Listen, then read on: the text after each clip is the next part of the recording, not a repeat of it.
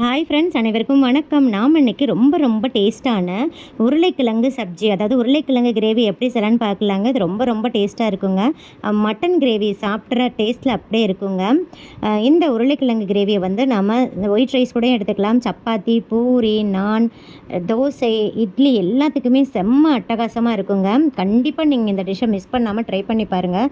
வாங்க இந்த உருளைக்கிழங்கு கிரேவி எப்படி செய்யலான்னு பார்க்கலாம். அதுக்கு முன்னாடி நம்ம சேனலை சப்ஸ்கிரைப் பண்ணாத நண்பர்கள் ப்ளீஸ் சப்ஸ்கிரைப் பண்ணுங்கள், சப்போர்ட் பண்ணுங்கள். வாங்க இப்போ வீடியோக்குள்ளே போகலாம். உருளைக்கிழங்கு கிரேவி செய்கிறதுக்கு இந்த மாதிரி ஒரு குக்கர் எடுத்துக்கோங்க. 2 டேபிள் ஸ்பூன் ஆயில் சேர்த்துக்கோங்க. ஒரு பீஸ் பட்டர் சேர்க்குறேங்க. உங்களுக்கு பட்டர் சேர்க்க விருப்பம் இல்லைன்னா 3 டேபிள் ஸ்பூன் ஆயில் சேர்த்துக்கோங்க. ஆயில் நல்லா காயட்டும். ஃப்ளேமை மீடியம் வச்சுக்கோங்க. 3 துண்டு சிறிய துண்டு பட்டை, 2 கிராம்பு, 2 ஏலக்காய், கொஞ்சமாக கல்பாசி, 3 சிறிய பிரியாணி இலை சேர்க்குறீங்க. நெக்ஸ்ட்டு 1/4 டீஸ்பூன் சீரகம், 1/2 டீஸ்பூன் சோம்பு. சோம்பு நல்லா பொரிஞ்சு வரட்டும். நெக்ஸ்ட்டு 2 பச்சை மிளகாய் சேர்த்துருக்கீங்க. ஜஸ்ட் ஃப்ளேவருக்காக தான் சேர்க்குறேன்.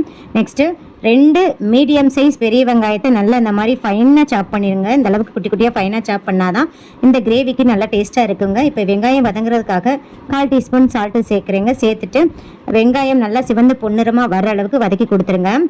வெங்காயம் நல்லா வதங்கட்டும். அதுக்கு இடையில நம்ம ஒரு மசாலா அரைச்சிடலாம். நான் இன்னைக்கு 3 மீடியம் சைஸ் பழுத்த தக்காளியை எடுத்து இந்த மாதிரி ஃபைனாக சாப் பண்ணிவிட்டு மிக்ஸி ஜாரில் சேர்த்துருக்கேங்க. இப்போ கொஞ்சமாக கொத்தமல்லி தழை, கொஞ்சமாக புதினா இலையை சேர்த்துருங்க. 1 இன்ச்சு சைஸுக்கு இஞ்சி எடுத்து தோலெல்லாம் இன்னைக்கிட்டு குட்டி குட்டியாக சாப் பண்ணி சேர்த்துருக்கேங்க. நெக்ஸ்ட்டு பாருங்கள், 5லேருந்து 6 பெரிய சைஸ் பூண்டு பல்ல இதில் சேர்த்துருக்கேங்க. இப்போ தண்ணி எதுவும் விடாமல் அரைச்சிட்டு வந்துடுங்க. பாருங்கள், நல்லா ஃபைனாக அரைச்சிட்டு வந்துட்டேன். இது கூடயே 5 முந்திரி பருப்பு சேர்த்து அரைச்சிக்கோங்க. எடிட்டிங்கில் மிஸ் ஆயிடுச்சுங்க. இதை ஒரு உரமாக வச்சுருங்க.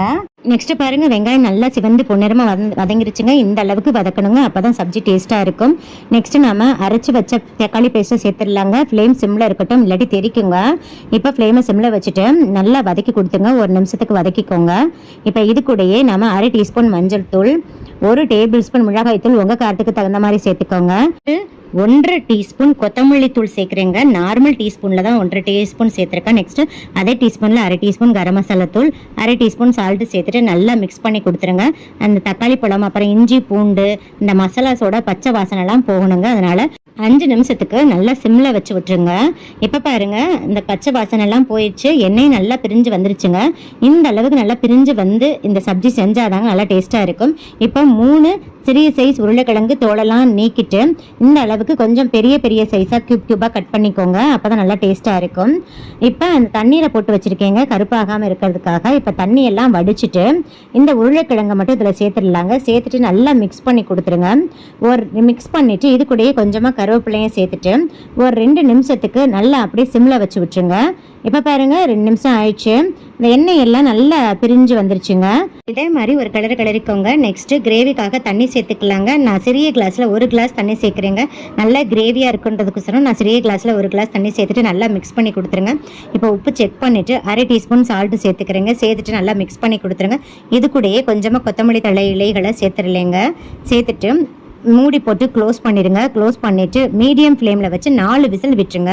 நான் ஓப்பன் பண்ணிட்டேன். வாவ், செம்மையாக எண்ணெய் பிரிஞ்சு வந்து மணக்க நம்மளோட உருளைக்கிழங்கு கிரேவி ரெடி ஆயிடுச்சுங்க. ரொம்ப வாசமாக இருக்குது. வீடே மணக்குது. பாருங்கள், கிரேவியோட கன்சிஸ்டன்சி நான் கொஞ்சம் ரொம்ப கிரேவியாக வேணுன்றதுக்கோசரம் சிறிய கிளாஸில் 1 கிளாஸ் தாங்க தண்ணி சேர்த்துருக்கேன். நீங்கள் இன்னும் கொஞ்சம் தளர்வாக வேணும்னா சிறிய கிளாஸில் 2 கிளாஸ் தண்ணி சேர்த்துக்கோங்க. கரெக்டாக இருக்கும். பாருங்கள், உருளைக்கிழங்கெல்லாம் சூப்பராக நல்லா வெந்துருச்சுங்க. நல்லா சாஃப்டாக வெந்துருச்சு. ஸோ மீடியம் ஃப்ளேமில் வச்சு ஒரு 4 விசில் வச்சுக்கோங்க. சூப்பராக ஜம்முன்னு வெந்துடும். இன்கேஸ் உங்களுக்கு தண்ணியோட அளவு அதிகமாயிடுச்சுன்னா நீங்கள் ஸ்டவ் ஆன் பண்ணிவிட்டு ஃப்ளேமை சிம்மில் வச்சுட்டு ஒரு 5 நிமிஷத்துக்கு நல்ல கிரேவியை வத்த விட்டு உங்கள் கன்சிஸ்டன்சிக்கு தகுந்த மாதிரி நீங்கள் எடுத்துக்கலாங்க. இப்போ பாருங்கள், நம்மளோட உருளைக்கிழங்கு கிரேவி ரெடி ஆயிடுச்சு. ரொம்ப டேஸ்ட்டாக இருக்குங்க. கண்டிப்பாக ட்ரை பண்ணி பாருங்கள். சப்பாத்தி கூட சர்வ் பண்ணியிருக்கேங்க. பாருங்கள், சப்பாத்தி எந்த அளவுக்கு நல்லா சாஃப்டாக இருக்குன்னு. இந்த சாஃப்ட் சப்பாத்திக்கான வீடியோ லிங்க் டிஸ்கிரிப்ஷன் பாக்ஸில் கொடுத்துருக்கேங்க. விருப்பப்பட்ட ரெஃபர் பண்ணிக்கோங்க. இந்த சப்ஜியை வந்து ஒயிட் ரைஸ் கூடயும் மிக்ஸ் பண்ணி காமிச்சிருக்கேங்க. இது கூட நீங்கள் 1 டீஸ்பூன் நெய் சேர்த்து சாப்பிட்டிங்கன்னா ரொம்ப டேஸ்ட்டாக இருக்குங்க. மட்டன் கிரேவி அல்லது சிக்கன் கிரேவி சாப்பிட்ட ஃபீலிங் கண்டிப்பாக இருக்கும். ஸோ இந்த சப்ஜியை மிஸ் பண்ணாமல் ட்ரை பண்ணி பாருங்கள். இப்போ நெக்ஸ்ட்டு ஃபிஷ் ஃப்ரை எப்படி செய்யலான்னு பார்க்கலாங்க. வாங்க இப்போ வீடியோக்குள்ளே போகலாம். எப்படி செய்யலான்னு பார்க்கலாம். கேஜி பாறை மீன் வாங்கிட்டு வந்திருக்கேங்க. பாறை மீனை வந்துட்டு நல்லா உப்பு மஞ்சள் தூள் போட்டு நல்லா ஒரு 4-5 டைமுக்கு நல்லா வாஷ் பண்ணிடுங்க. கல்லுப்பு போட்டு வாஷ் பண்ணாதாங்க நல்லா க்ளீன் ஆகும். அதுக்கப்புறம் ஒரு எலுமிச்சம்பழத்தை பிழிஞ்சு விட்டுட்டு ஒரு 2 செகண்ட் அப்படியே விட்டுட்டு நெக்ஸ்ட்டு ஒரு நல்ல தண்ணியில் நல்லா வாஷ் அவுட் பண்ணிடுங்க. இந்த மாதிரி எலுமிச்சம்பழம் சேர்க்கறதுனால ஃபிஷ் நல்லா சாஃப்ட் ஆகும். அதே டைமில் அந்த ஃபிஷ்ஷோட ஸ்மெல் அதிக அளவு அடிக்காமலும் இருக்குங்க. ஸோ இந்த டிப்ஸை ஃபாலோ பண்ணி பாருங்கள். இப்போ இந்த ஃபிஷ்ஷுக்கு தேவையான அளவு மசாலா அரைச்சிடலாங்க. இப்போ மிக்ஸி ஜார் எடுத்துக்கோங்க. 1 டீஸ்பூன் சீரகம், நான் சொல்கிற அளவுகள் எல்லாமே கொஞ்சம் பெரிய ஸ்பூனில் எடுத்துக்கோங்க. நெக்ஸ்ட்டு 1 டீஸ்பூன் சோம்பு, ஏன்னா நம்ம 1/2 கேஜி எடுத்துருக்கிறதுனால கொஞ்சம் பெரிய ஸ்பூன் எடுத்துக்கோங்க. நெக்ஸ்ட்டு 1/2 டீஸ்பூன் குறுமிளகு, 1/2 இன்ச்சு சைஸுக்கு பட்டை 2 துண்டை உடச்சி வச்சுருக்கேன். நெக்ஸ்ட்டு 1 கிராம்பு, நெக்ஸ்ட்டு பாருங்கள் கொஞ்சமாக சிறிதளவு கல்பாசி, நெக்ஸ்ட்டு 1 டீஸ்பூன் கசகசா. கசகசாவையும் நீங்கள் எந்த ஸ்பூனில் சீரகம் சோம்புலாம் எடுத்தீங்களோ அதே ஸ்பூனில் எடுத்துக்கோங்க. 1 டீஸ்பூன் காஷ்மீரி மிளகாய்த்தூள் கலருக்காக சேர்க்குறேன். 1 டேபிள் ஸ்பூன் மிளகாய்த்தூள் உங்கள் காரத்துக்கு தகுந்த மாதிரி சேர்த்துக்கோங்க. 1/2 டீஸ்பூன் கரம் மசாலா தூள், 1/2 டீஸ்பூன் மஞ்சள் தூள், 2 டேபிள் ஸ்பூன் பச்சரிசி மாவு. பச்சரிசி மாவு இல்லைன்னா 2 டேபிள் ஸ்பூன் பச்சரிசியை 1/2 மணி நேரம் ஊற வச்சு சேர்த்துக்கலாம். இப்போ இந்த மசாலாவை தண்ணி ஊற்றாமல் 2 டைம் மிக்சியில் நல்லா ஓட விட்டு அதுக்கப்புறம் கொஞ்சமாக 1/4 கிளாஸ் தண்ணி ஊற்றிட்டு 1/4 டீஸ்பூன் கல்லுப்பு சேர்த்து நல்லா ஃபைன் பேஸ்ட்டாக அரைச்சிக்கலாம். இப்போ நான் அரைச்சிட்டு வந்துட்டேன் பாருங்கள். இந்த அளவுக்கு மசாலா நல்லா பேஸ்ட்டாக இருக்கணும். அதனால் 1/4 கிளாஸுக்கும் கம்மியான அளவே தண்ணி ஊற்றி அரைச்சிக்கோங்க. அதுக்கப்புறம் பார்த்துட்டு ரொம்ப கெட்டியாக இருந்துச்சுன்னா கொஞ்சம் தண்ணி சேர்த்து நல்லா இந்த மாதிரி ஃபைனாக அரைச்சிக்கோங்க. எந்த அளவுக்கு ஃபைனாக அரைக்க முடியுமோ அந்த அளவுக்கு ஃபைனாக அரைச்சிக்கோங்க. முதவே அதிக அளவு தண்ணி ஊற்றிடாதீங்க. ரொம்ப தண்ணி ஊற்றினீங்கன்னா அப்புறம் மசாலா ரொம்ப தளர்வாயிரும். ஸோ மசாலாவை பதம் பார்த்தீங்கன்னா பாருங்கள், இந்த மாதிரி பேஸ்ட் மாதிரி இருக்கணுங்க. இதுதான் கரெக்டான பதம். எடுத்து அப்படியே நமக்கு பூசுகிற மாதிரி இருக்கணும். இந்த மாதிரி பேஸ்ட் மாதிரி இருக்கணும். இப்போ இதை ஒரு பிளேட்டில் ட்ரான்ஸ்ஃபர் பண்ணிடலாம்.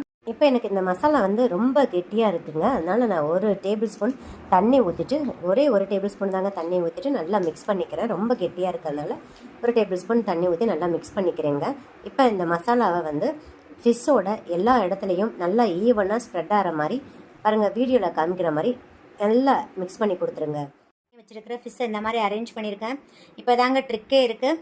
இந்த ஃபிஷ்ஷை ஒரு மூடி போட்டு மூடிட்டு ஒரு 1 ஹவருக்கு ஃப்ரிட்ஜில் வச்சுருங்க. 1 ஹவருக்கு ஃப்ரிட்ஜில் வச்சு எடுத்தால் தாங்க மசாலா கொஞ்சம் கூட தவாவில் ஒட்டாமலும் உதிராமலும் வரும். ஸோ இந்த ஒரே ஒரு ட்ரிக்கை மட்டும் ஃபாலோ பண்ணி பாருங்கள். நீங்கள் எந்த வகையான ஃபிஷ் எடுத்தாலும் சரி, இல்லை எப்படி நீங்கள் மசாலாவை மிக்ஸ் பண்ணாலும் சரி, இந்த ஒரு ட்ரிக்கை மட்டும் ஃபாலோ பண்ணி பாருங்கள். இப்போ க்ளோஸ் பண்ணிவிட்டு நான் 1 ஹவர் ஃப்ரிட்ஜில் வச்சு எடுத்துகிட்டு வந்துடுறேங்க. இப்படி 1 ஹவர் ஃப்ரிட்ஜில் வச்சு எடுக்கிற பட்சத்தில் அந்த மசாலாவை எல்லாம் ஃபிஷ்ஷு நல்லா அப்சர்வ் பண்ணிடுங்க. அப்சர்வ் பண்ணிவிட்டு நமக்கு கொஞ்சம் கூட தவாவில் ஒட்டாமலும் அதே மாதிரி உள்ள ஜூஸியாகவும் கிடைக்குங்க. ஸோ மறக்காமல் இந்த ட்ரிக்கை ஃபாலோ பண்ணி பாருங்கள். நான் 1 ஹவர் ஃப்ரிட்ஜில் வச்சு எடுத்துகிட்டு வந்துட்டேங்க. இப்போ பாருங்கள், அந்த மசாலாலாம் ஃபிஷ்ஷில் நல்லா செட் ஆகிடுச்சுங்க. ஸோ இந்த அளவுக்கு நல்லா செட் ஆயிருங்க. இப்போ நம்ம ஃப்ரை பண்ணிடலாம். தவா எடுத்துக்கோங்க. ஃப்ரை பண்ணுறதுக்கு தேவையான அளவு ஆயில் ஊற்றிக்கோங்க. ஸ்டவ் ஆன் பண்ணிவிட்டு ஆயில் நல்லா ஹீட் பண்ணிக்கோங்க. இப்போ ஆயில் நல்லா ஹீட் ஆகவும் ஃப்ளேமை கம்ப்ளீட்டாக சிம் டு மீடியமில் வச்சுருங்க. இப்போ பாருங்கள், நம்ம எடுத்து வச்சுருக்கிற ஃபிஷ்ஷை சேர்த்து விட்டுடலாங்க. சேர்த்துட்டு எப்போயுமே ஃபிஷ்ஷை மிதமான தீயில் வச்சு தாங்க ஃப்ரை பண்ணணும். போட்ட உடனே திருப்பி போடாதீங்க. ஒரு 3 நிமிஷத்துக்கு அப்படியே விட்டுருங்க. போட்ட உடனே திருப்பி போட்டிங்கன்னா கண்டிப்பாக மசாலா தவாவில் ஒட்டுறதுக்கு வாய்ப்பு இருக்குங்க. ஸோ அதனால் ஒரு 3 நிமிஷத்துக்கு அப்படியே விட்டுருங்க. இப்போ பாருங்கள், 3 நிமிஷம் ஆயிடுச்சு. திருப்பி போடுங்க. எப்பயுமே ஃப்ளேம் சிம் டு மீடியமில் தாங்க இருக்கணும். ஹையில் வச்சிங்கன்னா உங்களுக்கு மேலே இருக்கிற மசாலா மட்டும்தாங்க ஃப்ரை ஆகும், உள்ளே இருக்கிற ஃபிஷ்ஷு ஃப்ரை ஆகாது. ஸோ எப்பயுமே மிதமான தீயில் வச்சு ஃப்ரை பண்ணிக்கோங்க. இப்போ பாருங்கள், அந்த பக்கம் நல்லா செவந்துருச்சு. திருப்பி போட்டுட்டு ஒரு 2 நிமிஷத்துக்கு அப்படியே விட்டுருங்க. இப்போ பாருங்கள், நம்ம ஏர் பபிள்ஸ் போடும்போது ரொம்ப அதிகமாக இருக்கும். இப்போ கொஞ்சம் கொஞ்சமாக ஏர் பபிள்ஸ் குறைஞ்சி ஒரு 95% சுத்தமாக கம்ப்ளீட்டாக குறைஞ்சிருங்க. இப்படி குறைஞ்சிருச்சுன்னா உங்களுக்கு ஃபிஷ்ஷு ஃப்ரை ஆயிடுச்சுன்னு அர்த்தங்க. ஸோ நம்ம இப்போ எடுத்துடலாங்க. 2 பக்கம் நல்ல கோல்டன் ரெட்டிஷ் ப்ரௌனாக செவந்துருச்சுங்க. இப்போ பார்த்தீங்கன்னா தவாவில் பாருங்கள், எந்த இடத்துலையும் மசாலா கொஞ்சம் கூட ஒட்டலைங்க.